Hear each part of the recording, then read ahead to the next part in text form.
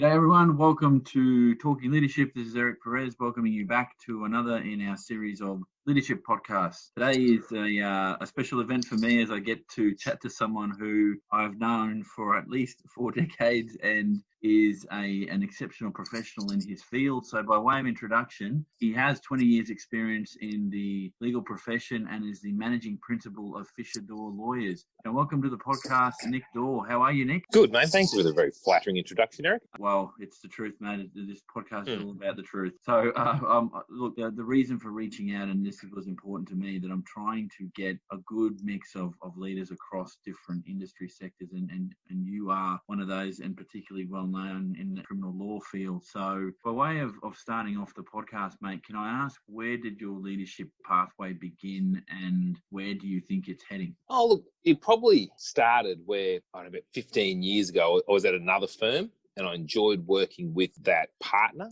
and he made me a partner at a very young age. But I really wanted to build something myself. And as a result of that, I guess the leadership side of it was exceptionally important to me. I'd always wanted to train lawyers. I'd been trained very well by another solicitor. He was an exceptional leader. And so as a result, I started this firm with another solicitor by the name of Terry Fisher, hence the Dore. And it all really sort of started from there, from a really, I had no experience in relation to leadership. I was never really taught leadership other than like what I think now most leaders should be, by being relatively humble and also being relatively empathetic and have an interest in human beings. And because I'd always had interest in human beings, it was one of those things where I thought, well, to really lead, I've got to sort of do it myself, if that makes sense, set my own parameters and boundaries, etc. So it really started from there. And I guess as the business built, leadership became even more important, with trying to, ensure trust, but not just trust in relation to your staff, but how you're perceived outside, your reputation, what people say behind your back. So for me, it was always important that if anyone came to Dore Lawyers with a work experience student, or whether a new solicitor or someone along those sorts of lines, that there was strong guidance, boundaries, expectations, things along those sorts of lines, and developed from there, I guess, Eric. You know what I mean? So from a point of it being leadership, trying to make everyone like you, I guess, to a certain degree, to now it having to be, as you get bigger and as you get older, to set expectations and ensure that that expectations are met. But before they're met, they've got to be explained, and then there's got to be some form of consequence, I guess. Not in the disciplining your 6-year-old kid, but you're only as good as your word. If there's direction for something to occur and it doesn't occur, what's that consequence going to be for them to take you seriously as a leader? Sure, no, I understand that, and I guess as your business has grown, I'm sure that you've had to focus on what you're doing as a leader without actually thinking about. Well, I'm thinking about leadership now, which I understand. Yes. So I guess no one's thinking about this topic 24/7, particularly if you're running a law firm business like you are. Well, look, it actually became far more important as we got bigger, because as your firm gets bigger, people who aren't necessarily within that circle of trust, that's, when I started my firm, there was myself, Terry, Sharon, who'd been my PA for many years and is now my office manager. And we worked together 20 years. You built it around who you knew and who you trusted.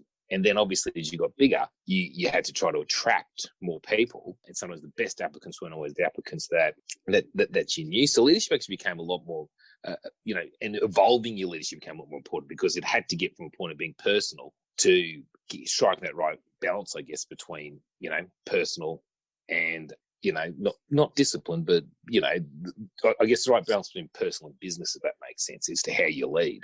Because then that makes a lot of sense, and it kind of addresses the next thing for me around leadership versus management. Do you see your role as a leader, or their roles as leaders, qualitatively different to those that might be performing what you might call a managerial function in your business?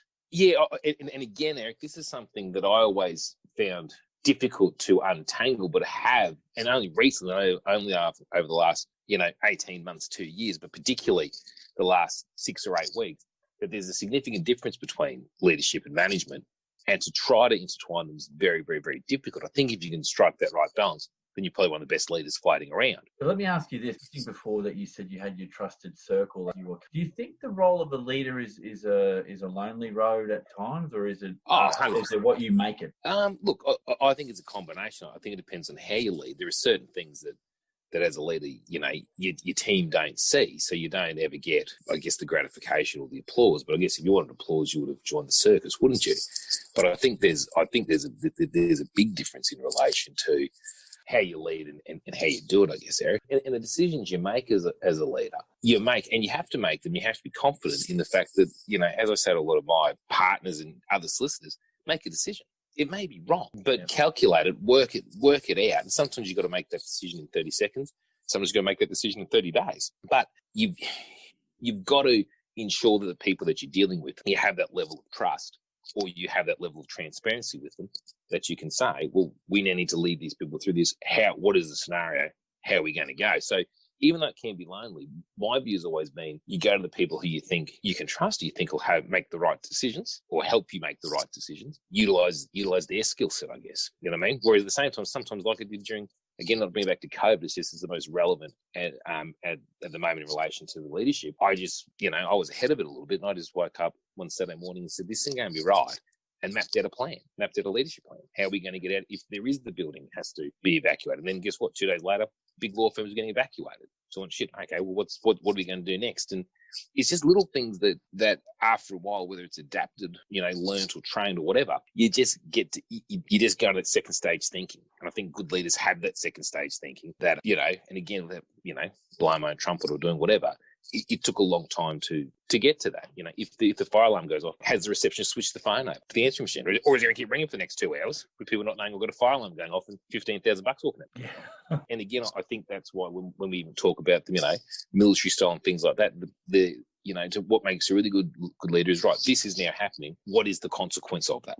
No, I fully understand that, and I guess what I'll move to now, is something a bit more positive. The COVID-19 we're living in is all things being equal and not a COVID style environment scenario. Yeah. How do you measure success, mate? How do I measure success? Yeah. Look, I measure success on. Oh God, that's a tough one. I mean, look, I measure success by, to be perfectly honest with you, leaving aside the family side of it, is, how my firm and my team are perceived. To be perfectly honest with you, I've never been in it overly for the money. The money's a good thing. But I purely measure success by my reputation, the reputation of those around me. And I find it, I take it probably a little bit too personally sometimes when there is criticism that's unwarranted. But certainly that I measure my success on the success of my firm. The success of my firm isn't financial; it's on the results and on the reputation that's built, mate, to be perfectly honest with you.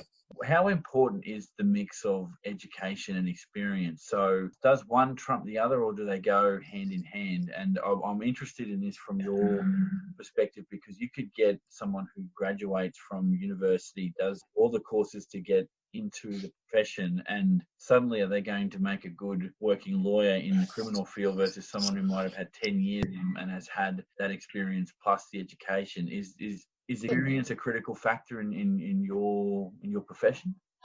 Look, I'll be honest with you. I've been Fisher Lawyers business now, it's 14th year. It was only 3 or 4 years ago, if that I even started looking at resumes, to be brutally honest with you, mate. I don't think I've ever looked at someone's academic transcript, even after when I have started, a different style recruitment policy. I should clarify, this isn't arrogant. My firm over the last 4 years has had an exponential growth. Like we've, almost quadrupled in size. And so obviously then there was areas of law and stuff that I wasn't doing. But the actual, but I'll be honest, I've never looked at an academic transcript. Or usually wrestle fails with me in relation to the interview and in relation to the experience the person brings, not necessarily from a work experience, but certainly from a life experience, without being silly or being melodramatic. That's nice. That's nice to hear. I wish more people would recruit that way. It would save a lot of time. Completely transparent with that when I interview people and things like that. A lot of stuff, people. Some of my other staff members who sat in with interviews with me have said, God, you're not overly prepared. You didn't take very long. Well, there's about 4 or 5 things, to be really honest, that I think are key telling features of people, where you go, well, this person's going to be a good fit, or this person, particularly doing crime, because everyone wants to do crime because they think it's all about saving the world and all the best intentions and everything like that. But there's also a business acumen that comes with it as well. You know what I mean? Sure. You need to, So, life experience to me is very important. And that could be a young person with exceptional life experience background, whether culturally or socially, that could bring amazing things, to an organisation, the culture. Leader capabilities. What do you see are the most critical leader capabilities you would expect to see in, say, your partners? To transparencies, I've got 3 partners at the moment, and all of us, it's transparency. You've got to be open books. You know what I mean? You don't have to tell everyone every time you find a bloody, a mold's changed a funny colour or something like that on your arm. But when you're in a partnership, it's got to be the same as almost like a marriage. You know what I mean? If there's something that could affect the business or the reputation, something like that, all the partners have a right to know. So transparency is key. Something that's different, because lots of people are different, but I also find it very important that people are good decision makers, and not necessarily that they make the right decisions, but they're good decision makers. They get to a decision. So it's just to clarify, you mean that they have a process that leads them to culturally good decision making? Is that what you mean? Yeah, 100%. Yeah, that's right. And again, like I keep saying, particularly in law, it's not a science. So long as the decision's calculated and comes with good reason, make the decision. Because there's always going to be a counter argument. There's always going to be someone. There's always going to be, the devil's advocate who comes along and says, "Oh, you could have done that way." Yeah, you could have. You made the calculated risk. You know what I mean? You could have turned left to go to the shop. You could have turned right. Well, of course you could. It's around the block, but I made the decision to go left. Let me ask you this: do you think leaders born or made in your industry? I think anyone's really born a leader or born a star athlete or born or whatever. Leadership, there's some of where you're parts. You need to be a compassionate person, because if you're not a good leader. It doesn't mean to be soft, but you need to be, I guess, emotionally aware as to what's going on in the world around you, and try to change yourself. Who I am as a leader to one person in my office is completely different to someone else if their dog died, or if they're going through a divorce, they're doing whatever. I think you need to be emotionally intelligent. Before you keep going with that, mate, and I don't want to miss out on asking you this, because you've mentioned it all through the podcast. You talk about emotional intelligence. Now, do you think you've become not just a better leader, but maybe a more well-rounded human being because of the people you've met in your legal travels, as in defended, that's broadened your scope to what pool of humanity brings to making you a better leader? Yeah, look, 100%. And whether it's from the clients or whether it's from, their prosecutors or exceptional barristers or whatever there are, you're the sum of all your parts in any trade you do. Whether you're a chef and you go and learn from a master as to how to cut the onion differently. You know what I mean? Like, it's a skill. As a skill, you're always constantly learning. And if you're a good leader, you're also not afraid to say, well, hell, I got that wrong, or maybe there is a different way to do it. And I finish all my team emails with everyone saying, if anyone wants to raise anything, you know where I am, regardless. Finish every email with that line, because someone may have a better suggestion than me. You know what I mean? And there's no point hiring great people to keep in the corner, keep all their ideas themselves. Because I tell you what, I was one of those people. I had ideas and I had a way to go, and I was in firms that I didn't necessarily see that my approach was going to be taken. I tried to adapt, I tried to do things, but within my organisation, I've got 2 or 3 standout leaders at the moment who are going to be exceptional if they continue on the path they are. Do you think, though, and this is given your previous responses, that being a lawyer is also, in any of the fields of law you might go into, yours being, of course, criminal law, but that you're always looking to take on younger lawyers or new lawyers to the, maybe age is not the thing, but new lawyers section, and help them to develop as lawyers? Yep, 100%. I mean, we don't always, the law game changed 5 or 6 years ago when, we have more law graduates coming out than we have each year than we have lawyers in Australia. So, I'm constantly amazed at the amount of emails we get, can we please do work experience with you? Can we please this? Can we please do that? And I always personally respond to each email I receive from people, because I think leaders should, whether I'm leading them or not, but certainly in relation to a firm and from a business model, it can't die with me. You know what I mean? You've got to, I'm more, if someone else would want to come on and say, well, this is the way to do it, and it's a good way to do it, let's go do it, guys. I'm happy enough to step sideways. I'm not, regardless of what people think about criminal lawyers, or even what people thought of me a couple of years ago, I'm not an egotistical person. I rest all of my team. Leaders have to, otherwise who are you leading? You're leading yourself. I love that summary. That makes a lot of sense to me. And look, for those that aren't familiar with the legal game, and I'm not, it sounds like there's probably a lot of competition too in that profession, more than some others, because I guess doctors, for example, aren't in competition, teachers aren't in competition, but law firms are, and I guess rightly so, because you're trying to represent different people with different interests, and exactly you're doing the same thing. So no, I fully get that. In criminal law in particular, it's a really collegiate attitude. And look, obviously, we're all competitors who want to do better than each other. But some of the best leaders I learned from were my competitors, whilst I was their direct competitor. You know what I mean? And I'm some of the feedback I'm getting at the moment from other people in the industry, I've always, whether they're in my firm or not, I've always tried to make the time with younger practitioners and people coming up through the game to, be of assistance, to help them. There's always that business, strike the right balance. You don't want to build your competitor, but at the same time too, if you're a nice person and you can help them and help them to lead through it, then they may refer your work to them, or they may just say, geez, that Nick Dore's a really good bloke. Yeah. Yep. And the good bloke and the good person, I should say, without being sexist, the good person, your best referrer and your best referral base when people talk about pipelines is be a nice person. Be an approachable, nice person. Be a competent leader when you go into rooms and situations. Do not be arrogant, but just be a nice person, because they're the people who go, I trust this guy. He was really nice to me in court. So, can you act for my brother? Can you act for my mum? It's in law. What a lot of lawyers don't realise is, making that phone call to people, particularly in crime. I've got to ring someone and admit that I've been charged with something, is awful. If you make that experience good, or you've got someone referring saying, no, Nick Dore's a really good person, he's a really nice person, makes that phone call a hell of a lot easier. And then if you're consistent and transparent with that, then really it should just flow. And it's the same with your staff, the same with leading. So long as you're consistent and transparent, I think it's important. Not aggressive, not passive, assertive. You got to be assertive, but it's clear definitions, consequences, and boundaries, mate.